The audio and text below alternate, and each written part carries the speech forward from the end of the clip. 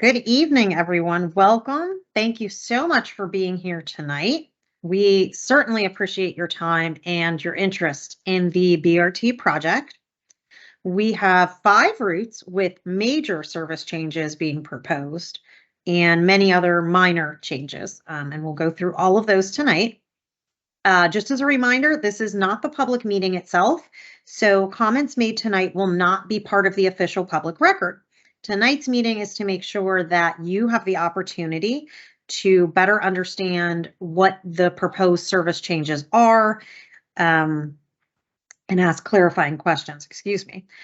We will review, however, all of the ways in which you can provide your feedback specifically for the public record at the end of this presentation. Also, you should have received an email for tonight's meeting, the email you got with the link, and that should also outline the different ways in which you can provide comment for the public record. First, we'll have David Huffiger, our Chief Development Officer, is going to provide a brief overview and some opening remarks, and then we'll be joined by Amy Silberman, Director of Planning and Service Development, and she will do a short presentation, and then we'll open the meeting up for questions. Just a few housekeeping items.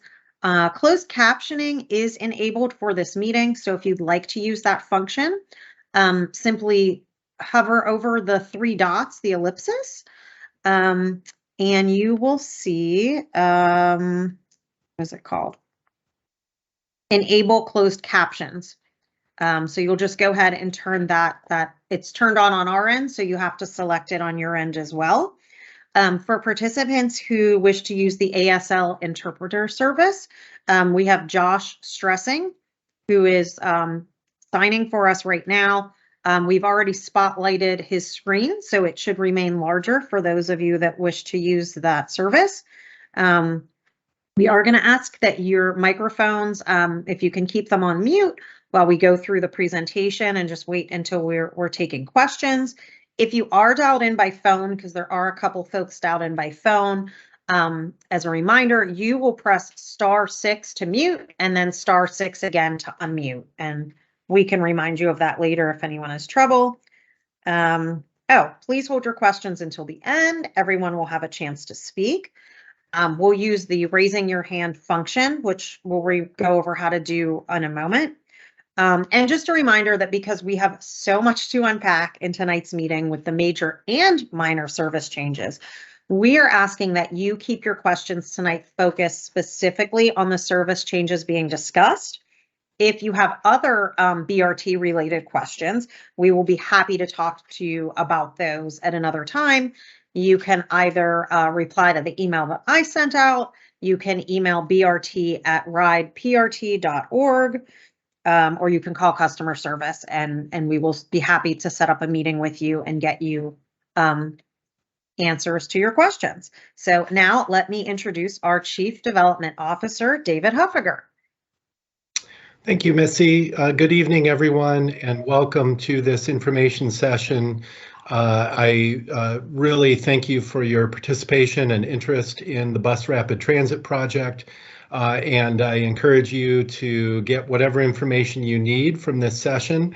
Again, as Missy described, this is not the official public hearing. This is simply an information session where we can share the information about the service changes, and you can ask questions or provide some comments or clarifying questions, but we will provide information about how to officially get your comments into the record at the end of the presentation.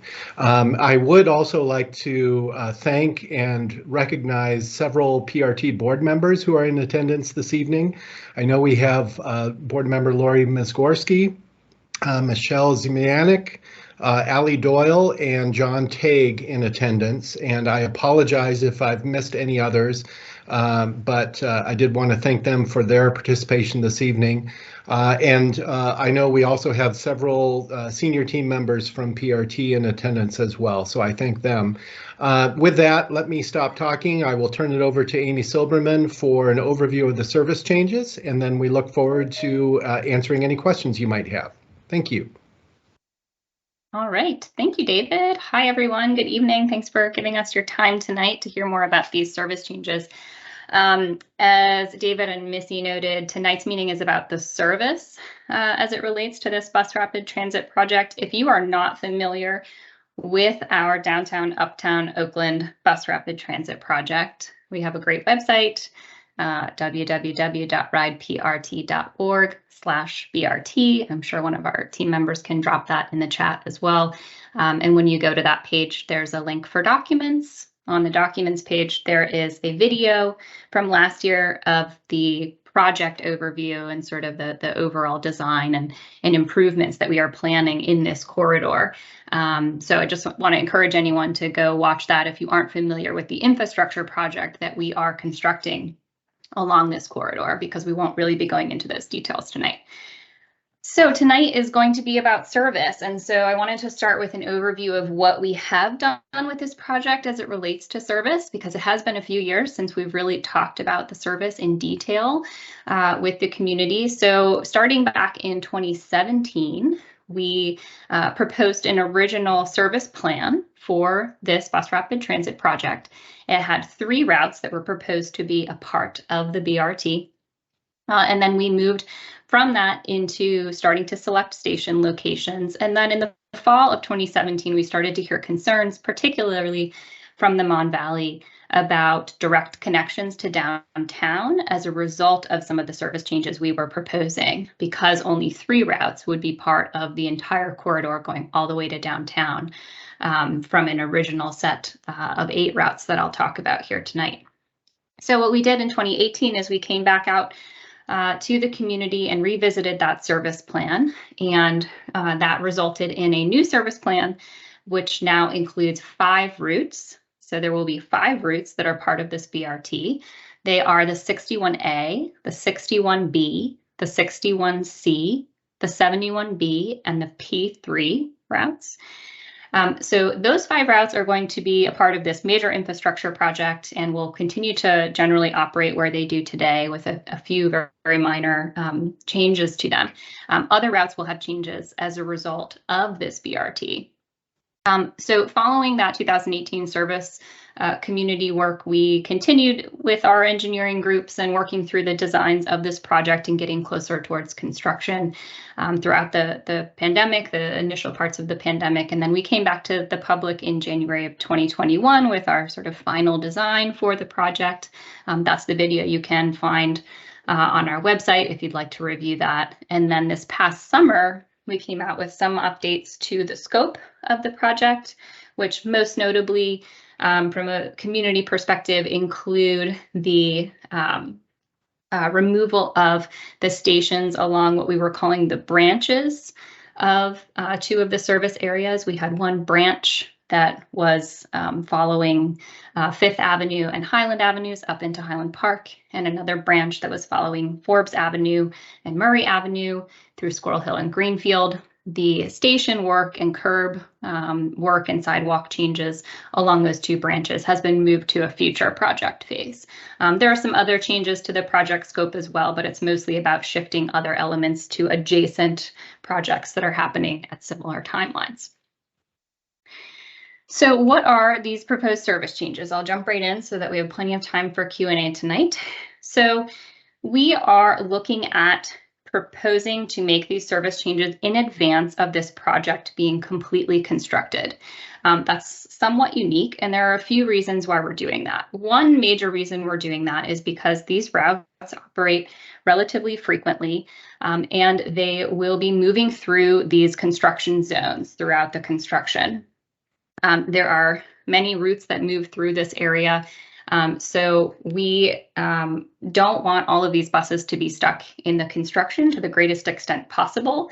And that is usually an okay thing. We usually try to make that happen. But in this particular instance, the second reason tonight is really the reason that we want to make these changes sooner. And that is that Pittsburgh Regional Transit is experiencing a very significant shortage of bus operators. There are a variety of reasons leading to that. I'm sure you've probably heard about that at some point in the news over the last year, that we are really struggling to make sure that every single day we are putting out 100% of the trips that we have in our schedules. So that continues to be a really big challenge for us. And so we are proposing to make some of these service changes, which will reduce the total number of hours that we have operating in this corridor earlier than the completion of construction, so that can help us make sure that we're meeting 100% of our service levels. So on this slide, we have a map of the project corridor and some of the services that are offered on it as part of this project. So what we're proposing is this corridor generally is made up of the 61 series and 71 series routes. There are 4 of each of those, an A, a B, a C, and a D. And then also our P3 route, which is our East Busway Oakland route. So 9 routes overall that are sort of the meat of what I'll be talking about tonight in terms of service changes.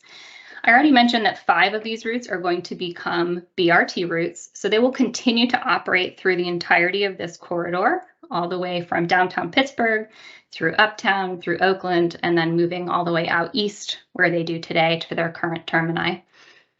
There are 4 other routes that are sort of the sister routes, as we like to say, of these, that will no longer, under this proposal, move through the Uptown and downtown neighborhoods. So those 4 routes, which we are proposing to turn short in Oakland, so they would end in Oakland on their westernmost end, are the 61D, the 71A, the 71C, and the 71D. So those 4 routes turning in Oakland and no longer coming into Uptown and downtown are major service changes to those routes. And the major service change process is why we have a hearing next week. That is a formal part of our process anytime we have a major service change, especially a service reduction. Then the 5th route that has a major service change has 3 separate major service changes as part of it. So I'll explain each of them. The first, the route is the P3. That's our East Busway Oakland route. The first change on the P3 that's proposed is shortening the P3 at its outer terminus, its outer end, to end at Wilkinsburg Station and not serve the last 3 stations on the East Busway. So it would not serve Hamnet Station, Roslyn Station, or Swissvale Station. There are many reasons for this. The 2 major ones are ridership patterns of who's riding that route and how many people are still left on that route at Wilkinsburg Station. And that route also is proposed to operate battery electric buses, and the charging infrastructure for those buses will be built at Wilkinsburg Station. So that's the first change on that route. The second change on the P3 is an extension on the inner end of the P3. So today the P3 ends in Oakland near Robinson Street, which is at the western edge of Oakland. We're proposing that this route be extended through Uptown and downtown to replace some of the service that's lost by those 4 routes that are shown in blue on the map that I talked about short turning in Oakland. So the P3 would operate all the way through Uptown and downtown with the other BRT routes. The third and final change on the P3 route is we are proposing to add weekend service to this route. It is one of our strongest routes that does not operate 7-day-a-week service today. And so we're looking to make sure this BRT project has 7-day-a-week service on all of its routes and frequent service at all times of the day. There are 16 routes that have minor or small service changes that are proposed as part of this project, and I'm going to go through those on the coming couple of slides. Some of them are very, very small changes, and some of them are less small changes, but I'll go through all of them. This slide is simply a text slide of everything that I just said on the prior slide with the map. The only thing that I did not mention that's here on this slide that I want to point out is of these 5 major service changes, we're only proposing that 4 of them happen this year. The 4 routes that will short turn in Oakland, we are proposing occur this year before the construction of the BRT project gets going in earnest. That's due to those operator shortage issues and buses sitting in construction traffic that I talked about a few slides ago. The P3 changes, all of the changes associated with the P3 route, we're proposing to happen closer to or at the completion of the construction of the full BRT project. So that likely would be 2024 or even beyond. And some of the reasons for that are due to the infrastructure in Oakland that's going to change, which I'll talk about in a moment. And other reasons include, for example, the extension of that route would not be logical to do at this point due to our operator shortages and concerns with operator numbers. So as I mentioned, 16 routes with minor service changes. I'll walk through them in groups here. They can be paired up in some instances where we're proposing similar changes amongst routes. The ones on this slide are changes to the actual route, where the route goes. And then the next slide has a few routes where we're proposing additional service be added. So the first group is the BRT routes, except for the P3, but including the P3 once it gets extended. The 61A, B, and C, and the 71B will have a reversal of their downtown loop. So today, those routes operate inbound on 6th Avenue in downtown, and then they turn left on Liberty, left on 5th, and then head outbound through Uptown on Forbes.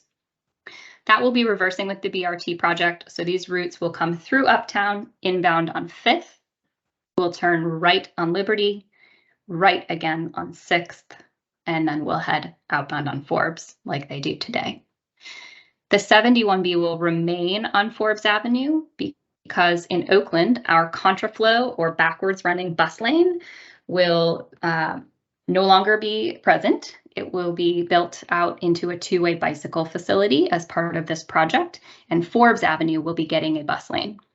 So all buses in Oakland will operate outbound on Forbes Avenue between the current edge of that bus lane, which is in Uptown, all the way to Belfield Avenue at the other edge of Oakland.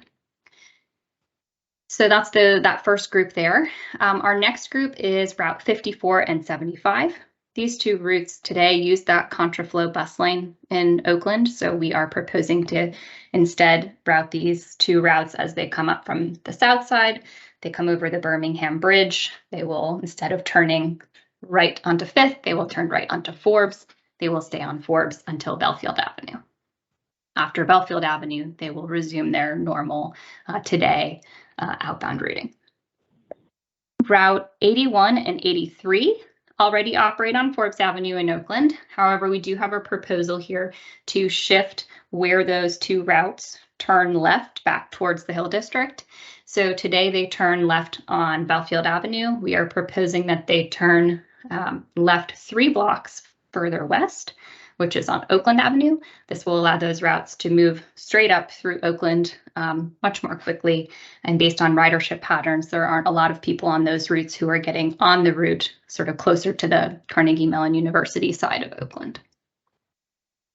Route 93 uses 5th Avenue outbound today. So that route will also instead head outbound on Forbes Avenue until Belfield Avenue, where it will turn left and then resume its normal routing. Route 28X, which is our airport flyer, and Route 67 and 69, we are proposing a potential flip of where these routes are operating in the Uptown neighborhood. So today, Route 67 and 69 both operate on 5th Avenue inbound all the way through Oakland, through Uptown, and then heading into downtown. We're proposing that these routes instead flip over to Boulevard of the Allies inbound, which is their outbound routing. So they would match their inbound and outbound routing both on Boulevard of the Allies to get into and out of downtown. And then conversely, today, the 28X actually uses Boulevard of the Allies inbound. We're proposing that it shift over to use 5th Avenue inbound. Reason for that is the airport flyer is already mostly on dedicated bus lanes or highways, so it already acts in many ways like a bus rapid transit route. So the proposal here would be to keep it in dedicated or rapid space as much as possible and keep that sort of rapid treatment on the airport route as well. So that's the extent of the routing changes to where buses themselves will go. We also have a few service level changes to a few routes. And these are all proposed additions to number of trips offered on our routes. So first we have the BRT routes, the 61A, B, and C, and the 71B. We're proposing to add a few more early morning and late night trips to each of the BRT routes to get those routes closer to a 24-hour level of service. They're not proposed right away through this project to be at a 24-hour level of service, although we certainly could see if this project is successful and ridership warrants it, bringing those closer to a 24-hour day, but we will be adding some early and late trips to make sure that the BRT corridor is really useful for all types of trips at all times of day. And then a different proposal, but Route 82 and 87 operate alongside our 71A and 71C routes in the East End. And there are a few places we have really good data now on exactly where folks get on and off the bus and what buses they're transferring to and from and where they're sort of starting and ending their journey. We can see that the shortening of the 71A and C to end in Oakland will potentially have an impact on crowding some of our 82 and 87 buses if people instead choose to take those buses because they're going all the way to downtown Pittsburgh. We can see where people are traveling, at what times of day they're traveling, and Center Avenue and Negley Avenue both have a 3 or 4 block area where we have enough people who are going all the way to downtown from those zones who take the 71A or C today that we want to make sure we're adding some morning rush hour trips to these two routes to make sure that we don't end up with any crowding if people instead choose to take the 82 or 87.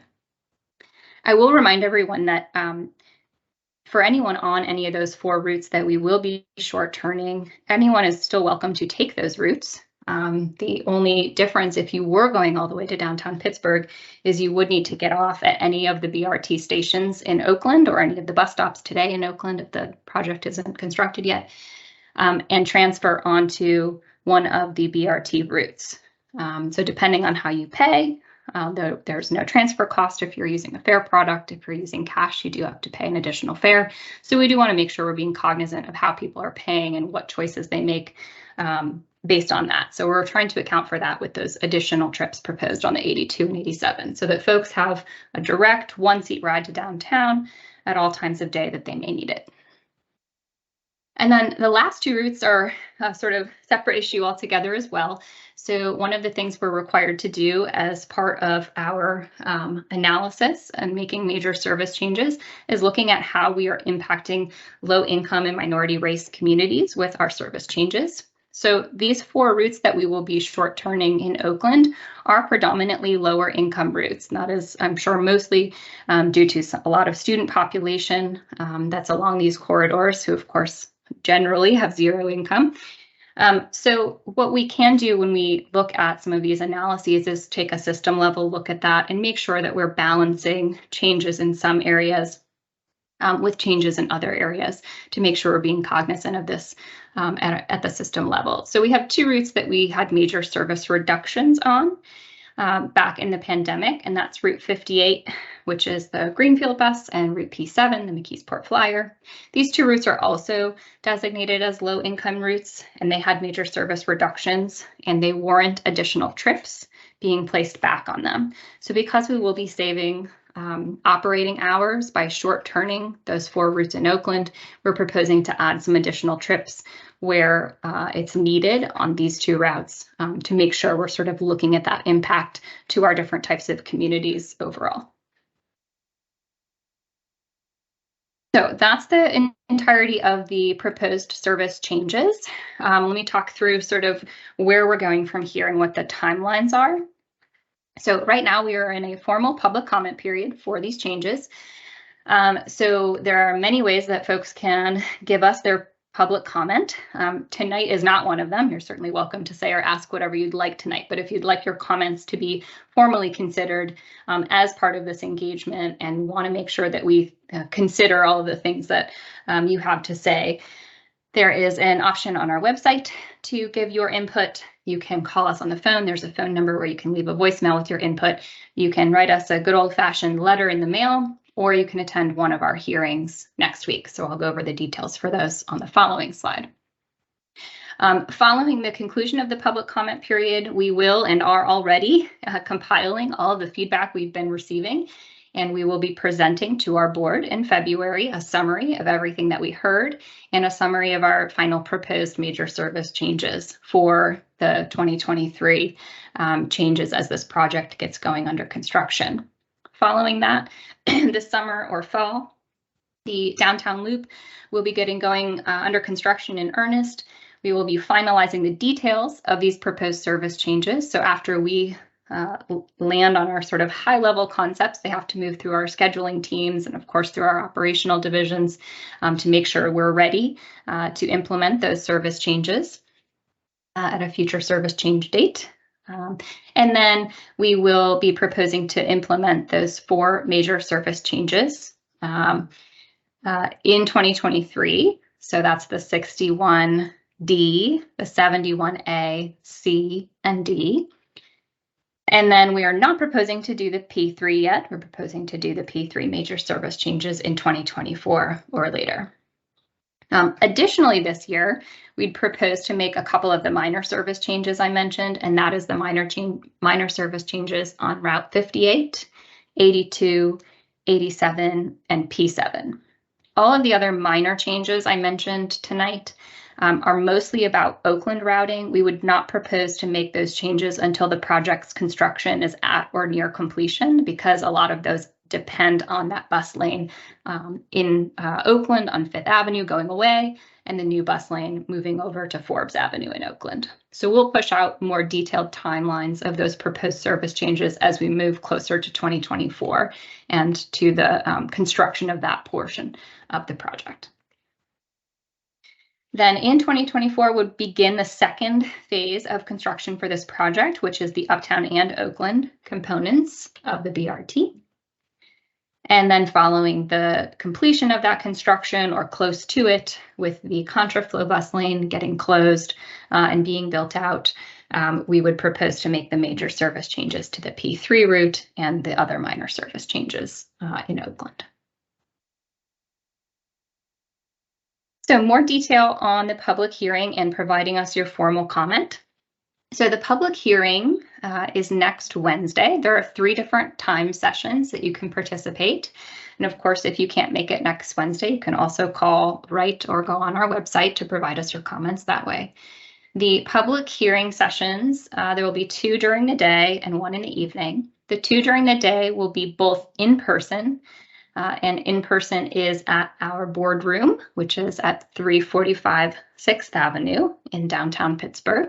There will be people inside the building helping direct you to our boardroom if you haven't been to it before.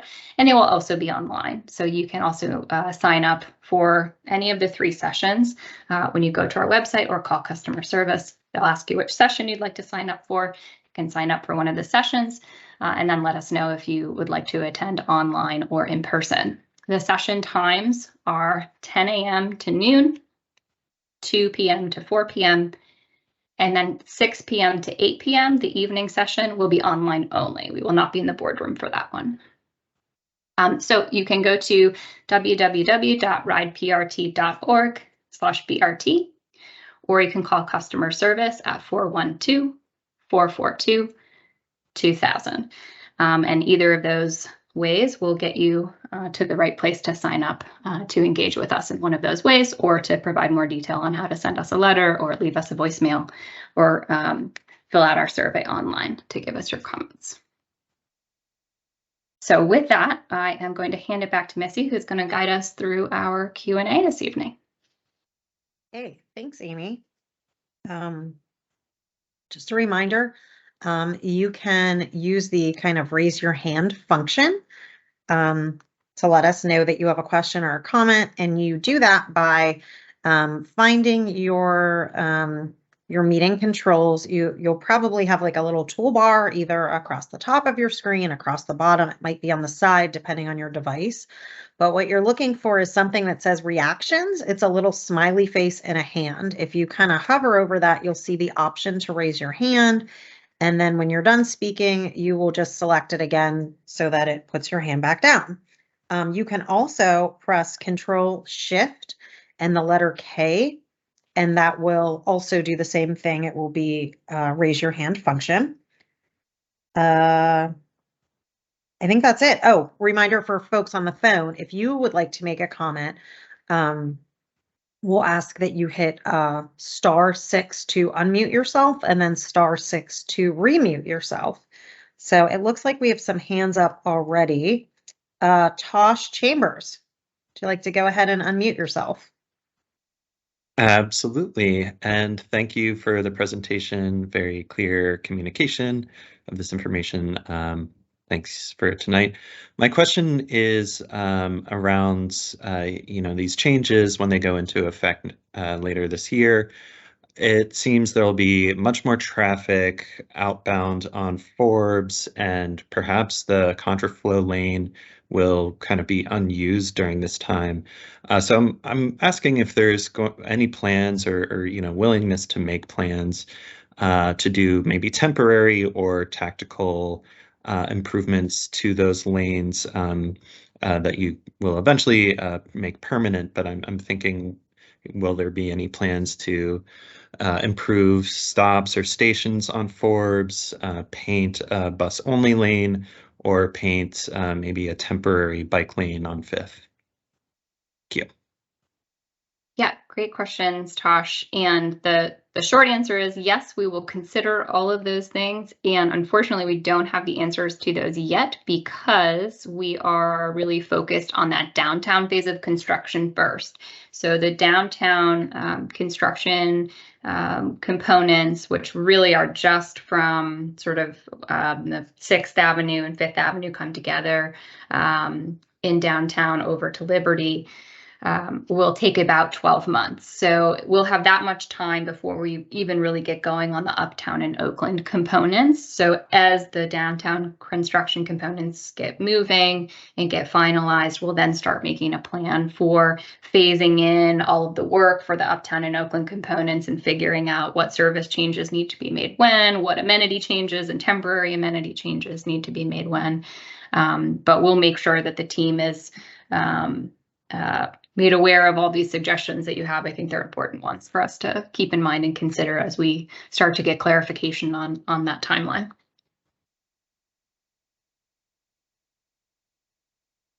Okay, thanks, Amy. Cheryl, you want to go ahead and unmute yourself? Okay, I will try. We can hear you. Okay. I apologize if my question isn't fully complete. Today was the first day I saw the actual rapid transit project and how it's going to play out. And I'm not at all happy. But my question has to do with, I believe I heard you say that all the 71 buses this year, as a matter of fact, fairly soon, you're going to stop at Craft Avenue and turn them around. But the P3, which is the only bus now I'm going to have to take me directly into town, going from 4 buses to 1, isn't going to start until like a year from now. So I'm assuming you're going to do something at Craft Avenue that's going to allow, like, what buses do you transfer onto there? I'm unclear about that, and I'm just unclear about that. Yep. All right, so let me give a high level answer, and then maybe you can even tell me what general area you're in, and I might be able to provide a better answer too. The high level answer is yes, the proposal today would be that at some point by the end of 2023, the 71A, C, and D would no longer go all the way to downtown, just the 71B would. However, there are many other routes that will continue to go all the way to downtown that don't have proposed changes or may have a very minor proposed tweak in Oakland in a couple of years. So the high level answer to your question, let's say, for example, you were on 5th Avenue in Shadyside, where the 71B and 71D pick up today, and you wanted to go all the way to downtown. Instead of having both options, you would now just have the 71B option to take you all the way to downtown in a 1-seat ride, or let's say it was pouring down rain and the 71D came first, you could get on the 71D and get off at any bus stop that the 71D serves in Oakland and wait for any of the BRT buses, which will be the 5 buses. Well, for this year, the 4 buses shown in orange on this map, the 61A, 61B, 61C, or 71B. They'll come about every 5 minutes or so, so we don't expect long wait periods or anything like that if you were choosing to do a transfer. But if you do have a more detailed general area, I can try and give you a little bit more clarity about other buses. St. Paul's Cathedral. Okay, St. Paul's Cathedral. Fifth Avenue in North Craig. Oh, okay. Okay, great. So yes, you also would have the option to, go down a block to Tennyson, where you could also pick up the 61A, B, or C as well to go all the way into town.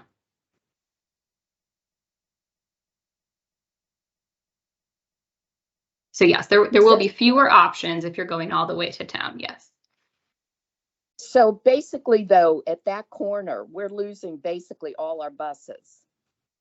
You're not losing without all our buses that go directly into downtown, except for the P3, which doesn't go there now. Correct. So on 5th Avenue at that corner, yes, it would be just the 71B that would go all the way to town from that block. But when the 71B comes back out, it doesn't come up onto 5th Avenue. When it comes out of town, it doesn't come back up onto 5th Avenue. It's going to come up to Forbes. So there's not going to be any bus stops on the way out that will stop. It will come out on Forbes, and then it will turn left on Belfield, and then it will turn right onto 5th at Belfield. So it will come back to your stop outbound. Oh, okay. But that's just the one bus. Correct. Or you could take the 61A, B, and C and get off at the stop right before it turns on Belfield. So that would be a 1-block walk, an additional 1-block walk. Yep. And how did you decide the downtown route? Because it doesn't go really, it takes us farther away from all of the cultural district venues.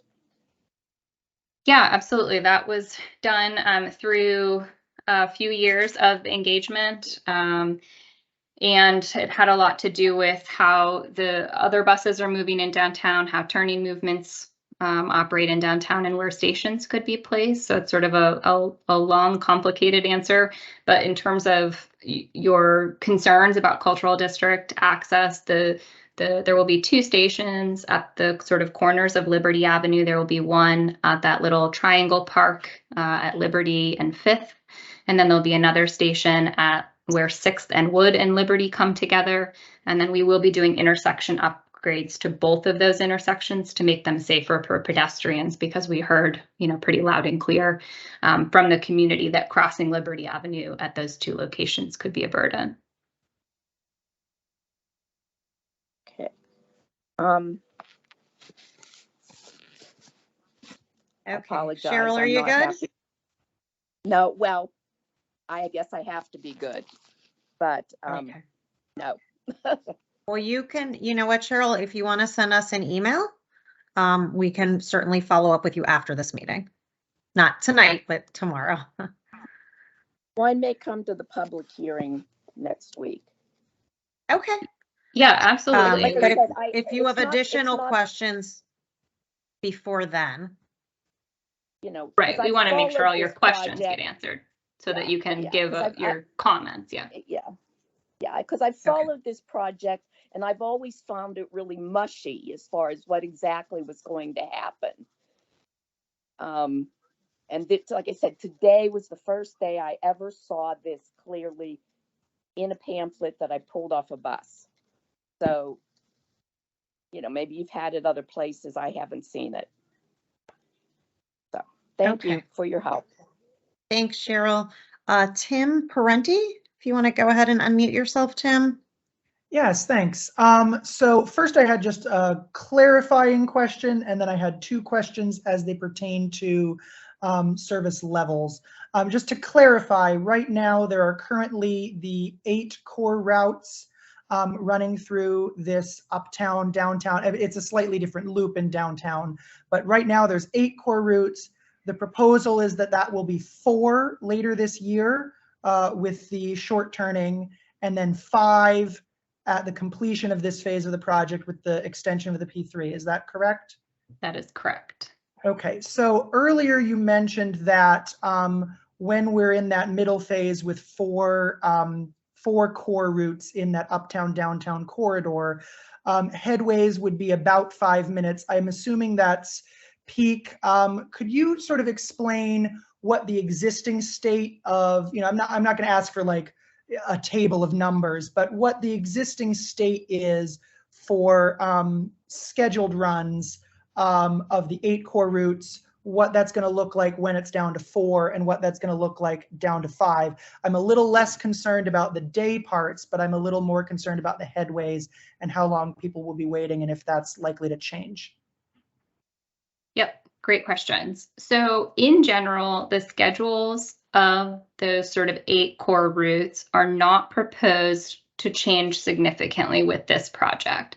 So today, the 61 and 71 series routes changes depending on the time of day, but let's call it peak. They each come about every 20 minutes. Off peak, they each come 30 to 45 minutes. So altogether, today, those routes come, let's say you're in Uptown, about every 3 minutes, and off peak about every 6 minutes. So we will, in essence, be doubling that headway frequency. So in Uptown, we'll be looking at something like every 5 minutes, and off peak every 10 or so minutes, with the 4 going down to the 4 routes. So yeah, so about half as many trips, and then I presume when the P3 is added into that mix, it's likewise going to be similar, and so maybe a slight uptick, maybe to about 5/8 of what it was before. Yes, and the exact schedule on the P3 and what that will look like after it becomes BRT, we're still sort of clarifying a little bit better right now. It's very commuter oriented, and we'd like to establish it to be more of a sort of all-day route. So if we just put its current schedule on, it's operating much more frequently during the peaks and much less frequently off peak, but we would like to. It'll be operating more like the other BRT routes. Okay. That's our hope. It probably won't be as frequent as the others right away, but we hope to be able to build that over time. Cool. And then my second question had to do with, because of that effectively 50% reduction in trips through that corridor, has to do more with capacity. So, roughly what does the breakdown of regular size buses and the longer articulated buses, what does that roughly look like on a typical day to day? And are there plans to sort of make up for that lost capacity with reduced numbers of trips with bigger buses? And if so, by roughly how much? Yeah, another great question. So the first question about sort of what percentage of these routes is operating an articulated bus or a 60-foot bendy bus today versus a sort of regular 40-foot bus that doesn't have the bend in the middle today, depends and changes schedule to schedule for us, because it depends on what trips get smushed together with which other trips in the schedule. So more than half of them today are already operating or are scheduled to operate the longer buses. With BRT, when the project is fully complete, we are proposing that 100% of the 5 routes in orange shown on the map, so the 5 BRT routes, be operating articulated buses. Today, we actually don't need that. Pre-pandemic, the average ridership, the average number of riders on a bus entering Uptown, heading towards downtown, was 13.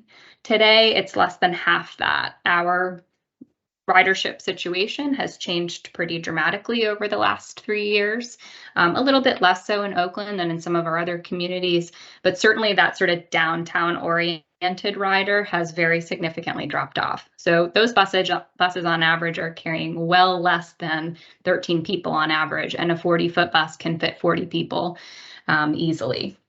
So we're So- not concerned about overcrowding, but Sure. we do hope that the project has ridership growth and significant growth over time. So in terms of what we've procured, what we will be procuring for new buses to operate this BRT when it is built, they will all be 60-foot articulated buses. And we will look specifically at that too later this year when we roll out these schedule changes for these 4 routes that will continue to operate through uptown and downtown to make sure we're being very explicit about assigning the longer bendy buses to those routes as much as feasible.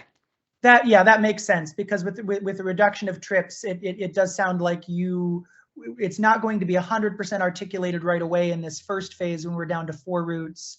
But if I'm hearing you right, the intent is to be up to 100% articulated by the time we're up to 5 routes. And then of course, into the long future, you'll continue to tweak and right size service levels as appropriate. If that's right, then I'm good. You've got it. Great questions. Thanks. Okay, we have one in the chat here. Alex is asking, the proposed BRT plan shows BRT station locations. Can I assume that the bus stops between these BRT stations are going away? Yes, that is correct. So the stations will be for both BRT and all other buses that are operating on those streets in those locations. So even if, say, showing on this map, of course, we're showing those local routes in blue, they will also serve the BRT stations, as will all the other routes that aren't even shown on this map, like the 81, the 83, the 28X, the 67, 69, 93. I think there's 19 of them total in Oakland.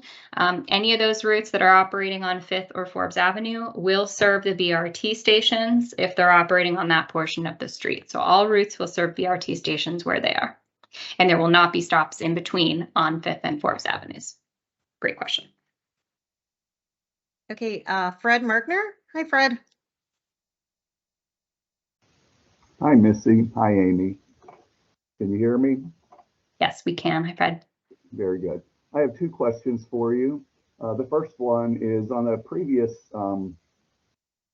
information provided about the routing changes for BRT.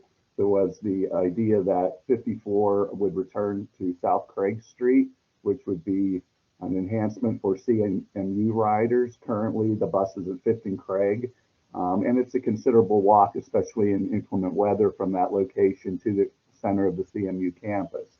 Why is the 54 now proposed to use Belfield instead of being restored to Craig Street, which actually, when it was taken off of there, was one of the busiest parts of the route?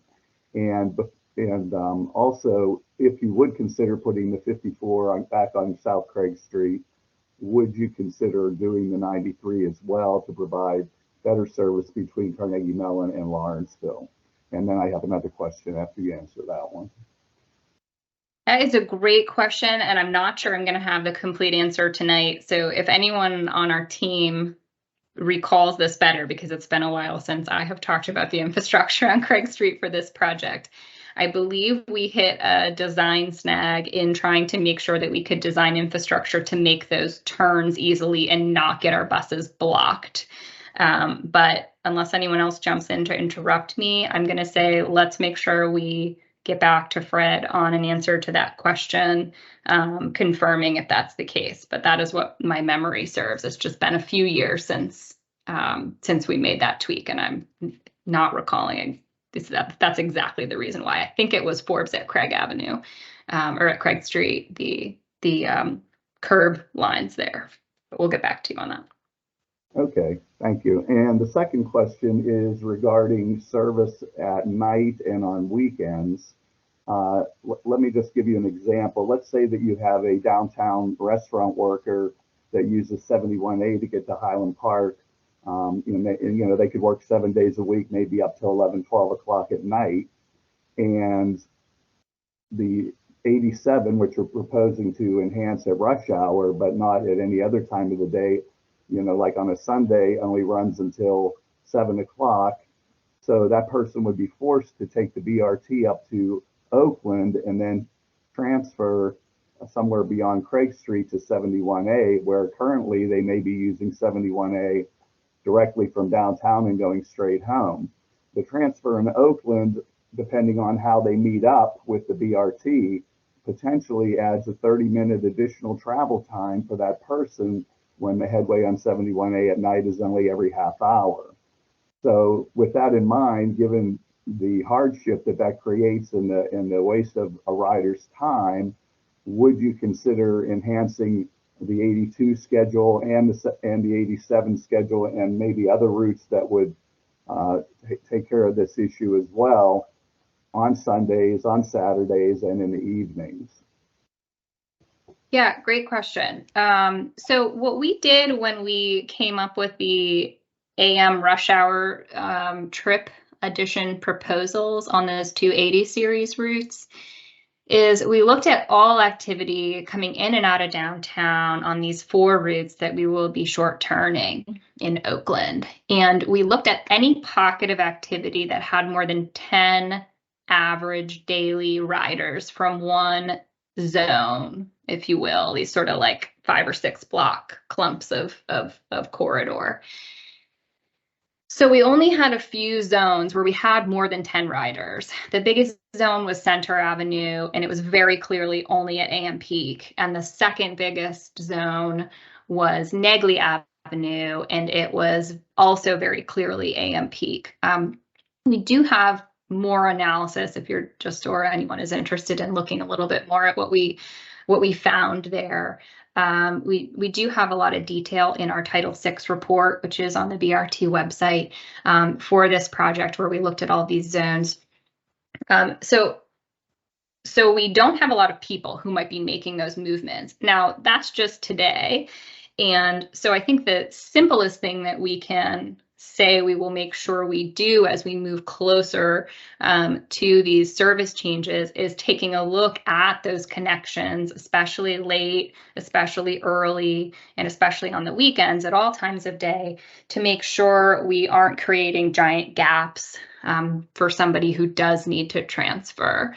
And then, of course, what we will continue to do regardless is look at where people are starting and ending. And if we're continuing to look and find patterns of people going all the way into downtown or all the way back out from downtown at certain times of the day, we'll continue to accommodate via additional trips on routes that are, seeing ridership growth. We really hope that this reduction in a few of our operating hours will allow us enough breathing room again with this operator shortage to be able to, again, to start to respond to ridership growth and be able to add trips back where we're seeing people ride. So I think it's a great point that I've noted, and we'll make sure we look at for 2023 when these 4 routes get short turned to look at those connections early, late, and on weekends. And then we'll continue to look at adding trips on other routes as people might shift. We don't know yet how people are going to shift. Some people might be able to shift their schedules so they don't have to take 2 trips home. Other people may not be able to shift their schedules. And so we may find more people are still using the 71s and transferring, or we may find that lots of people are trying really hard not to do that transfer and instead trying to shift their day to be able to take their direct route to downtown. So we'll continue to look and try and be as accommodating as we can each schedule change as we see how this plays out. But there will be tweaks like that we will need to make as we see how people react to these changes. If I may just ask one more question related to what you just said. Do you have any concerns that the short turning and the transfer and the situations like I just described to you is going to actually cause people not to choose transit in the future when they see what they have to do with regard to these transfers late at night and on weekends, or that you're actually going to push people into other forms of transportation if they have the ability to do so? We're not concerned at a large level at all. So that's why we looked at sort of this like 10 rider threshold. Anything less than that, yes, that it's very possible that if there are 2 or 3 people taking a journey that is no longer very feasible for them, they might choose to do something else or might choose something else on certain days of the week. but we are really focused on where are the groups of people and where are they moving and how are they moving to make sure we're accommodating them. So yes, I'm sure these changes will have some impacts on people and it might cause them to change their behavior. Our hope is also the opposite, that there are lots of people who may not take transit right now because it doesn't have certain amenities or certain reliability, that this project really opens up and really allows us to spotlight some of these great things about transit and causes people who've never tried it before to hopefully come and try it and become, you know, transit riders for life. So yes, I think it's a balancing act, and we'll probably see both. Hopefully we see much more in the positive direction than the negative. Thank you. Appreciate your time. Thanks, Fred. Aim Compatore.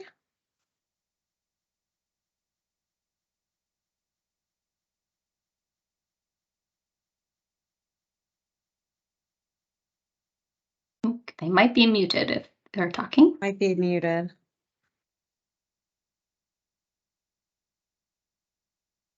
Aim Compatore. I apologize if I'm not pronouncing your name correctly. They mentioned in the chat that they have to go.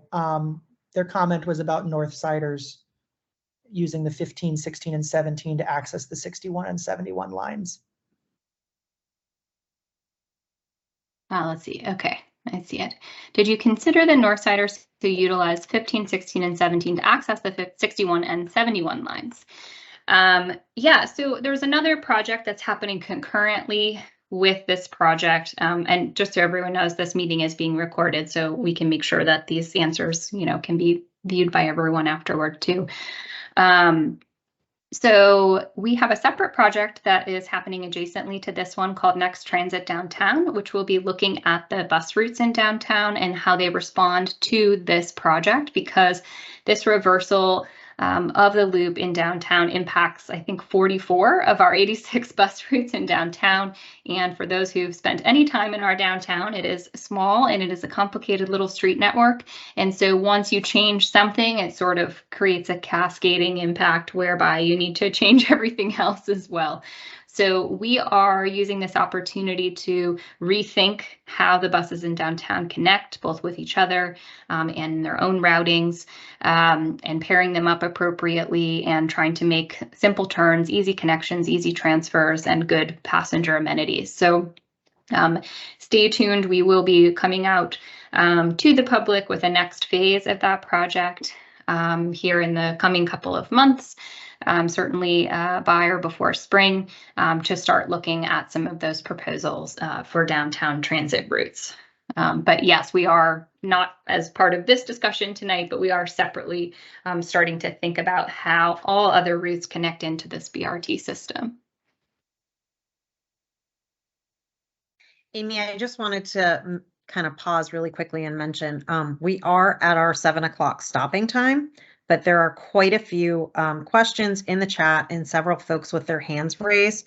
Are you and David available to stay on and kind of keep working through these questions? Yep, absolutely. Sure. Okay. Okay, great. If anyone has to drop off, we thank you so much for being here and again, your interest in the project, and we will continue to answer questions and work through these. Next, we have Deborah is asking, she says, I pick up the 71B at Highland and Bryant. Are the differences that I see basically having articulated buses and fewer stops? Will I see other differences? So Highland and Bryant, so we're in the Highland Park neighborhood. Both the 71A and B will continue to operate in the Highland Park neighborhood. The 71B will be BRT, so it will be a specially branded bus. It will have fewer stops along Highland Avenue. And actually, I take that back. The branches have moved to a separate phase of this project. So as of right now, we're not making physical changes to those routes beyond Oakland. Sorry, my brain is still not in that scope change mindset. So Highland Avenue actually will not change for the 71B. It will be a special bus, specially branded bus. Schedule will be largely the same in Highland Park, both for the 71A and the 71B. 71A will no longer go all the way to downtown. The 71B will continue to. So that's really the meat of it for changes to the Highland Park neighborhood. Okay. If I'm riding downtown and have to transfer at Craft, do I have to pay an additional fare? So it depends on how you pay, it depends on what your, this project will follow the rest of PRT's fare system. So if you are a Connect card user using stored value, you have, once you tap that card, you can tap it as many times as you need to within a 3-hour window and it will not charge you again. If you're using a weekly or a monthly or an annual pass, of course, you're already just paying for that as a sort of date-based pass and you can use it as much as you need to. If you're paying cash, our transfer policy is that you pay again when you enter a second bus. So yes, you would need to pay a second fare at Craft or at any other location in Oakland where this route overlaps with a BRT route and you choose to get off and get back on again. So some people may choose to do that because it's just as easy and doesn't cost them anymore. People who use cash, I would imagine, would be more likely to wait for that BRT bus or try and align their schedule to when the BRT bus is coming or a different bus that goes directly to downtown. Okay.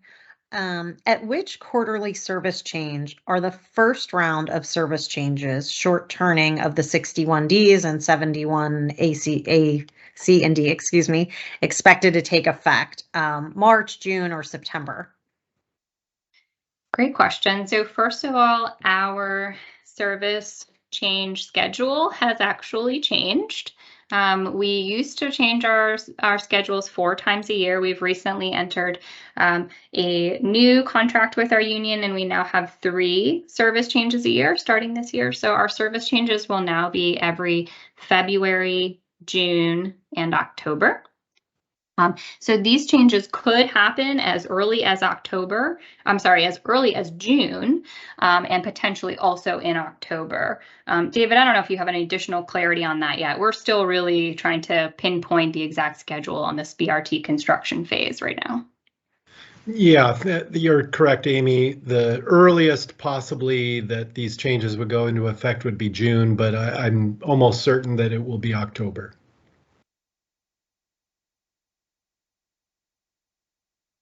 Okay, thank you. How do the running time assumptions for the BRT routes between downtown and Oakland compare to the running time in the current schedules for those routes? So running time assumptions and running times currently are a sort of more complicated question for this project. This project is very unique in that its original modeling for traffic and running times was developed prior to the pandemic.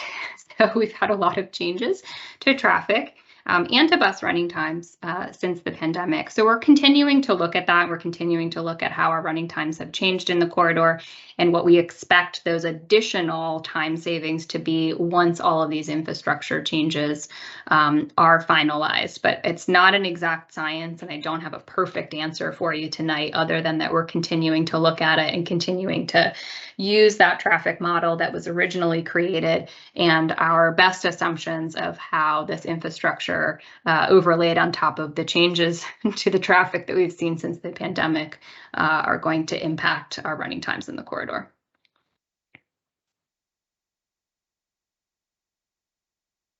Okay, will current riders of future BRT 61A, B, C, and 71B have faster commute to downtown once construction is finished? And why is the project called Rapid? Great question. So the answer is yes. Per the prior question, I can't tell you exactly how many minutes that's going to be. So it's something we're continuing to look at and continuing to assess. But there are lots of reasons why this corridor will be faster with these infrastructure improvements. So there are a few major reasons that this corridor was quite unreliable and quite slow and continues to be in certain times of the day and certain days of the week. One of the reasons is we actually have an excess of service in certain areas along the corridor, which causes buses to get very bunched. Once buses get bunched, we create clumps of buses followed by gaps in service. And when you have a gap in service, your leading bus that comes out of this clump then has to pick up a whole lot of people all at one time. And that's pretty slow for them. And once they have to start doing that, all the other buses sitting behind them are kind of just sitting there waiting for the leading bus to go. And it gets slower and slower and more delayed as it goes. And all the others are stuck behind it. So that's one challenge. The other challenge is just straight up traffic, which is still a problem in Oakland.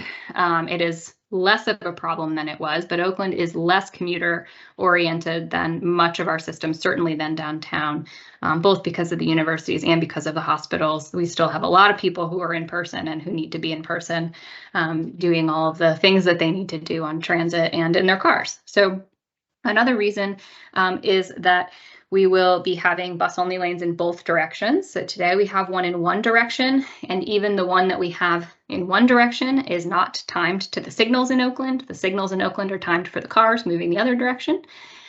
So it is actually slower for our buses to move on our contraflow bus lane in Oakland than it is for our buses moving on Forbes Avenue without a bus lane in Oakland because of those signal timings. So getting the bus lanes will really help us be able to move more quickly through the corridor, more efficiently through the corridor. This is not about providing 50-mile-an-hour bus service. This is not a huge or very lengthy corridor, but bus rapid transit is a generally accepted term for a bus project where you have all of these amenity upgrades that allow the buses to operate at their most efficient and, best customer experience type setting that we can. So removing all of the slowdowns that exist, still operating at the speeds that the street needs to operate at safely, which for this area is an urban core and are very urban neighborhoods with lots of people walking. So these will not be buses speeding along at highway speeds by any means, but they will move much more expeditiously and much more reliably with all of these infrastructure improvements. Thanks, Amy. I saw some hands raised, but they don't seem to be any more. Is there anyone down in by phone that has a question?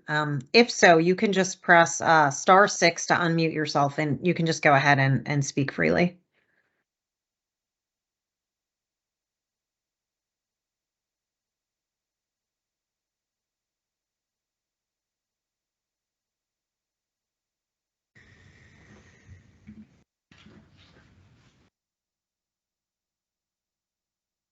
Okay, it doesn't look like anyone has anything yet. Just as a reminder, I know this is a lot of information to process. If you look through it later and you have questions or concerns, you can get a hold of us the same way that you signed up for this meeting. So you can go to the website, you can email brt@rideprt.org. And we can certainly email you or have a phone call to clarify the questions that you may have. And I want to emphasize, thank you, Amy and Missy, that if you do have concerns or comments about the service as it's proposed, please do make your comments known through the public hearing process, whether it's at the hearing or through some of the other email or mail or phone options that are available to you.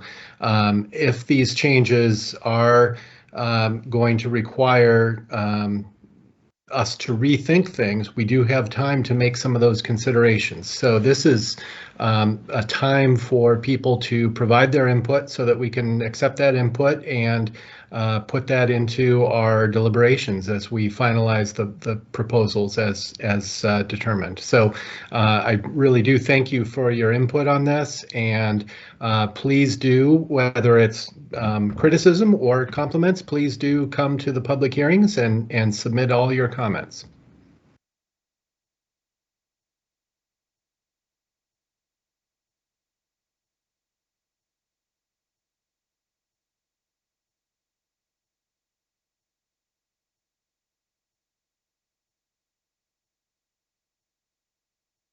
Okay, I think that's it. Thank you so much, everyone. Have a great evening. Thank you for being here. Thank you all. Thank you, everyone. Thank you, Josh. Thanks, Josh. Thank you. Thanks, Josh.